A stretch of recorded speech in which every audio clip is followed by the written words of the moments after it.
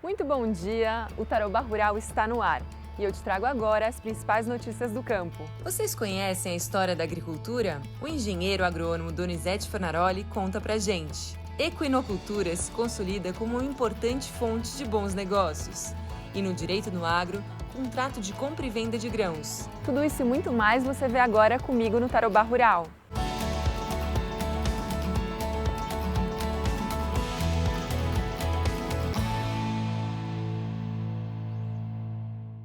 Vamos voltar na história. Vocês sabem quando surgiu a história da agricultura?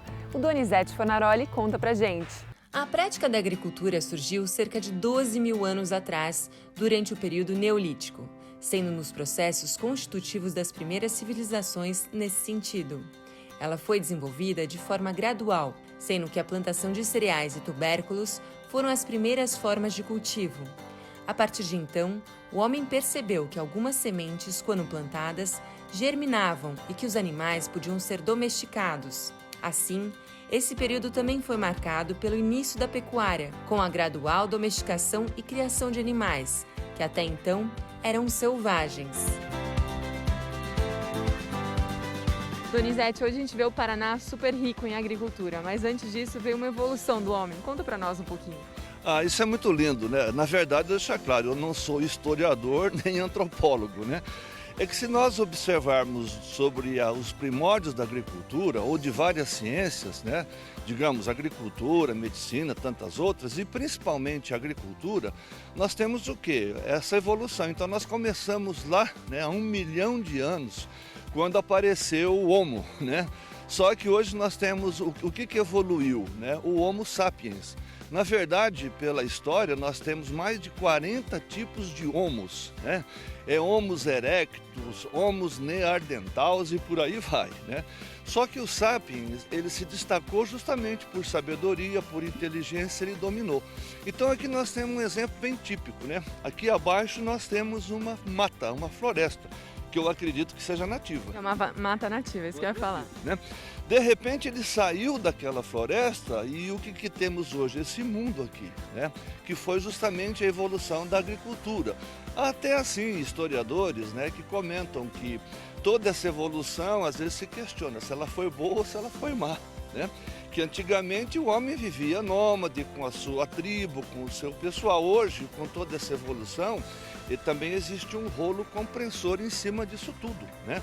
No momento que ele aprendeu a fazer agricultura, e aí nós temos o seguinte, então nesses primórdios de agricultura, né, que foi lá nos idos no século XX, né, nós tivemos lá em 1940, né, que começamos com a agricultura 1.0, que era justamente o seguinte, né, a tração animal, as enxadas e assim por diante. Depois nós fomos para a agricultura. Então essa agricultura 1.0, quando se fala isso, é em termos de tecnologia, que era bem primitiva, né? Exatamente. E depois nós fomos para 2.0, que temos aqui um protótipo, né? Ou seja... Esse trator aqui que a gente está vendo aqui no fundo é dessa época. A 2.0 que veio as máquinas de combustão, né?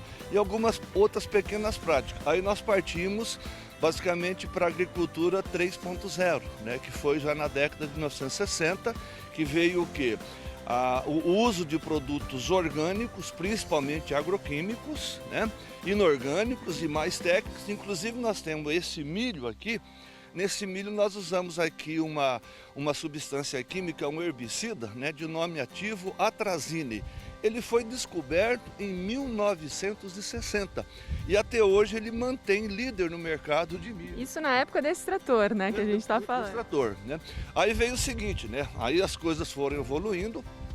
Aí nós tivemos na década de 60, por aí, a agricultura 3.0, ou seja, 60 e 70, né? Essa 3.0, ela veio mais relacionada com a Revolução Verde, né? Aí nós tivemos mais avanços, então, 1980, plantio direto, né? Plantio direto, então, é de 1980, é recente até. É recente, né?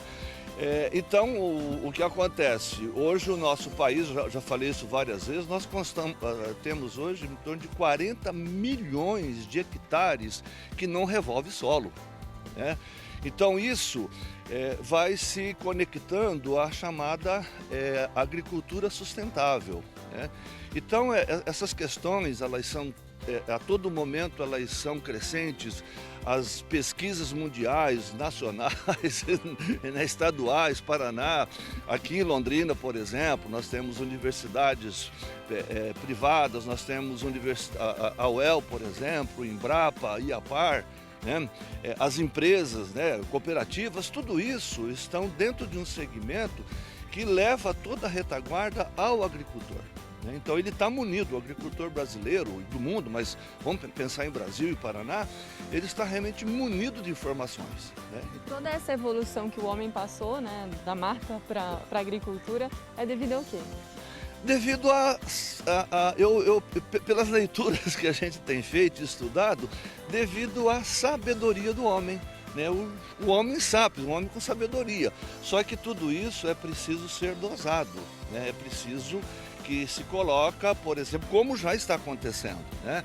Então, às vezes, nesse desenvolvimento, não vou dizer assim, talvez um pouco de ganância ou ambição, ou aquela explosão toda que se tem para conhecer, para descobrir, né? Então, às vezes, leva o homem a um certo estresse, alguma coisa nesse sentido. Então, tudo que mostra desenvolvimento, mudanças, tem que ser dosado em todos os aspectos, né? Mas isso muito é a sabedoria do homem e também os investimentos, né, dos blocos, seja econômico, seja dos capital privado, seja do capital federal, institucional e assim por diante. As pesquisas também revolucionaram essa época, né? Essa continua revolucionando. Exatamente. Então nós temos, a pesquisa revolucionou o sistema de conservação de solo, que foi o plantio direto. A pesquisa aí veio em 1990 com a biotecnologia. Aí veio a agricultura, por exemplo, a 3.0, 4.0, né? Que aí vem justamente as máquinas com piloto automático, né? A chamada agricultura de precisão. Agora nós já estamos na agricultura 4.0, né? Que são dados e mais dados, são a conectividade, né? A automação. E já estamos indo aí para, né, começando a agricultura 5.0, que é toda a quantidade de dados que nós temos que vai para onde, né? Num celular ou num relógio. É notório, é registrado, né? Então, o homem do campo, né, ele está usando muito, né, essa tecnologia. Às vezes não criticar o pessoal mais urbano, né? Mas talvez o urbano ele utiliza mais essas tecnologias para essa conectividade digamos, em redes sociais e tudo mais, né? O homem do campo é um pouco diferente, né? Ele tem, digamos, o seguinte: um mundo imenso pela frente. Os investimentos que ele tem que fazer, os cuidados que ele tem que fazer, é o que nós sempre falamos, é 24 horas. A agricultura hoje, no Brasil principalmente, porque nós não temos um inverno rigoroso, né? Não temos geleiras aqui, então o agricultor, né? O segmento agrícola, né? E vários outros, pecuários assim por diante, digamos o seguinte, 360 dias no ano, 30 dias no mês, 24 horas por dia. Tudo isso acontece, né? Então, essas tecnologias, né?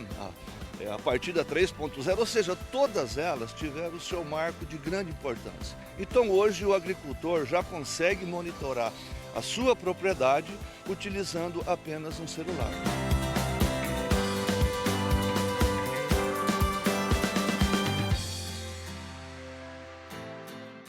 Você conhece a Alcântara Agroengenharia?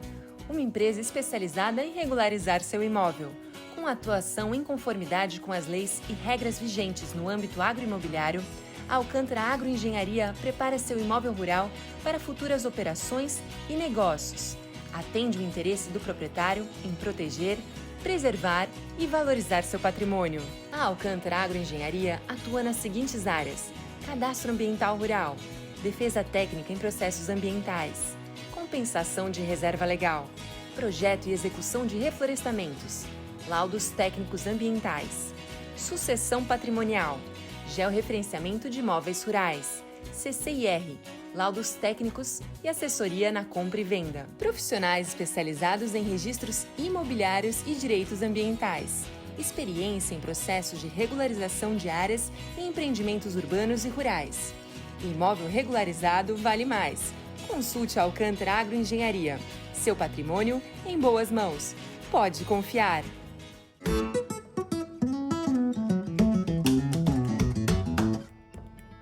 A arroba do boi fechou essa semana em Campo Mourão a R$ 315, em Londrina, R$ 320 e em Maringá, a R$ 310.